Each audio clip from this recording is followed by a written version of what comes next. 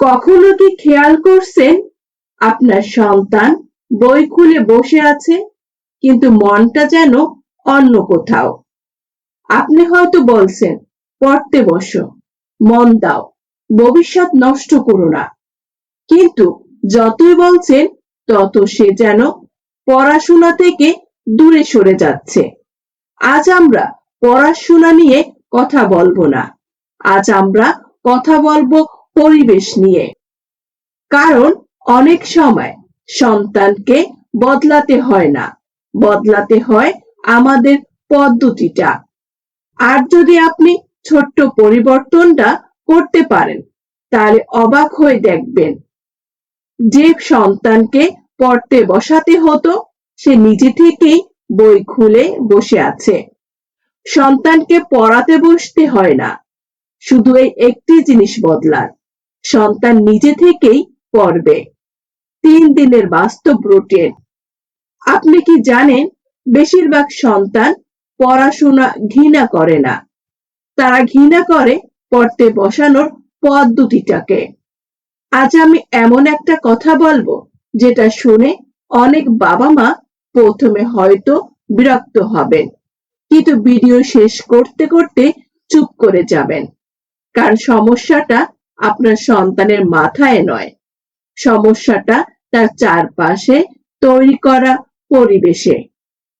আপনি হয়তো ভাবছেন আমি তো বকা দিই না, মারধর করি না, শুধু পড়তে বলে। কিন্তু আপনি কি জানেন একটা ভুল পরিবেশ প্রতিদিন একটু একটু করে সন্তানের ইচ্ছা শক্তি, মনোযোগ আর আত্মবিশ্বাসকে ক্ষয় করে দেয়?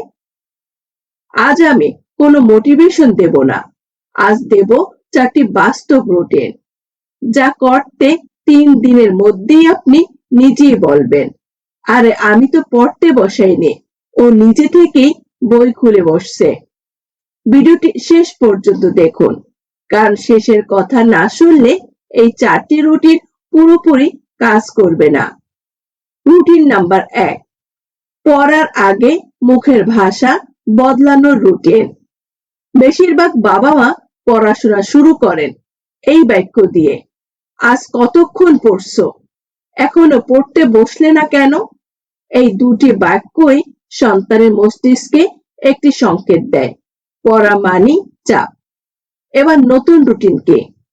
3 দিনের জন্য শুধু এই কথাগুলো বলুন। আজ পড়তে গিয়ে কোন অংশটা সহজ লেগেছে, কোনটা বুঝতে একটু সময় লেগেছে বলো তো। দেখবেন পড়ার সঙ্গে ভয় জড়িয়ে থাকবে না, থাকবে নিরাপত্তার কৌতূহল। ফলাফল কি হয় জানেন? সন্তানের মাথায় ভাবে ভুল হলেও সমস্যা নেই, বুঝে নিলেই হলো। এই একটি পরিবর্তনই পড়াশোনার প্রতিরোধ ভেঙে দেয়। রুটিন নাম্বার 2, সময় নয়, শুরু করার নিয়ম বদলান। আমাদের ভুল ধারণা একটানা 2 ঘন্টা না পড়লে কিছুই হবে না। আসলে সত্য হলো সন্তান ভয় পায় দীর্ঘ সময়ের চিন্তায়। নতুন রুটিন কি? বলুন আজ শুধু 10 মিনিট পড়ো, ব্যাস, মাত্র 10 মিনিট। কিন্তু নিয়ম হবে এমন টাইমার দিন, 10 মিনিট শেষ হলে উঠতে দিন, জোর করে বসাবেন না। মস্তিষ্কে কি হয় জানেন? শুরু করা সহজ হলে চালিয়ে যেতে ইচ্ছে করে। 3 দিনের মধ্যেই দেখবেন 10 মিনিট নিচ থেকেই 25 থেকে 30 মিনিট হয়ে যাচ্ছে। রুটিন নাম্বার 3, ভুল করলে চুপ থাকার রুটিন। সবচেয়ে শক্তিশালী রুটিন। সন্তান ভুল করলে আমরা বলি এটা পারো না কেন, এটা তো কত সহজ। এই কথাগুলো সরাসরি আঘাত করে আত্মবিশ্বাসে। নতুন রুটিনকে ভুল হলে 5 সেকেন্ড চুপ থাকুন, তারপর শুধু বলুন চিন্তা করো আর এভাবে ভাবো। এই এক লাইনে সন্তান শেখে ভুল মানে শেষ নয়, ভুল মানে আর একটা সুযোগ। ধীরে ধীরে কি হয়? ভয় কমে, চেষ্টা বাড়ে, নিজের ভাবার ক্ষমতা তৈরি হয়। এটাই বুদ্ধির গড়ার আসল ভিত্তি। রুটিন নাম্বার 4, পড়ার পরে অনুভূতি। জিজ্ঞেস করার রুটিন। 99% বাবা মা পড়ার পর সুফল জানতে চান। কতটা পড়লো, কতটা মনে রাখলো। এবার নতুন রুটিনকে পড়ার শেষে শুধু একটি প্রশ্ন করুন, পড়তে বসে কেমন লাগলো। প্রশ্নটা ছোট মনে হলেও এটা সন্তানের মনে একটা বড় দরজা খুলে দেয়। সে বুঝতে শেখে পড়াশোনা মানে শুধু নাম্বার নয়, এটা একটা অনুভূতি। ফলাফল কি? পড়ার তার নিজের বিষয় হয়ে যায়, আপনার চাপানো কাজ নয়। একটা কথা খুব পরিষ্কার করে বলি, সন্তান পড়াশোনা থেকে হঠাৎ দূরে সরে যায় না, সে ধীরে ধীরে সরে যায়।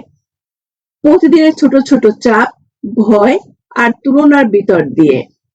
আজ সে বই খুলতে চায় না, কারণ বই খারাপ নয়, সে ভয় পায় ভুল করার অনুভূতিটাকে।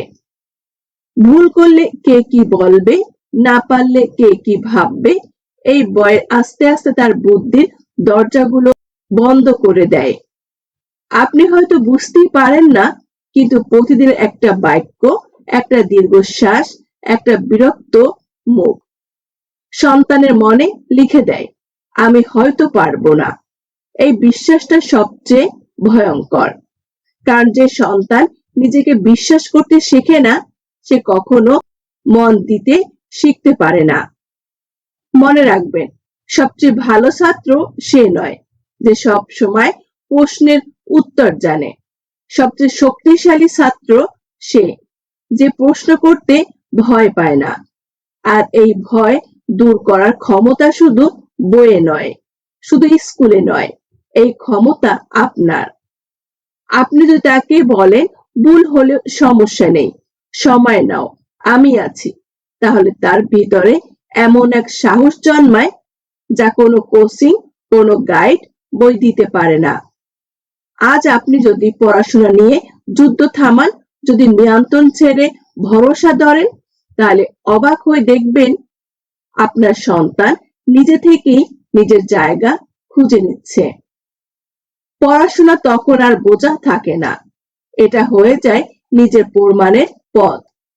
শেষে শুধু একটুই বলবো, সন্তানকে বড় মানুষ বানাতে সবচেয়ে বেশি দরকার নম্বর নয়, দরকার একজন নিরাপদ অভিভাবক, যার সামনে সে ভয় না পেয়ে বলতে পারে, আমি পারিনি, কিন্তু আমি চেষ্টা করেছি। এই একটি কথা একদিন আপনার সন্তানের পুরো ভবিষ্যৎ বদলে দিতে পারে। আশা করি ভিডিওটি আপনাদের উপকারে আসবে এবং আপনার সন্তানের ভবিষ্যৎ উজ্জ্বল করতে সহায়ক হবে। ধন্যবাদ।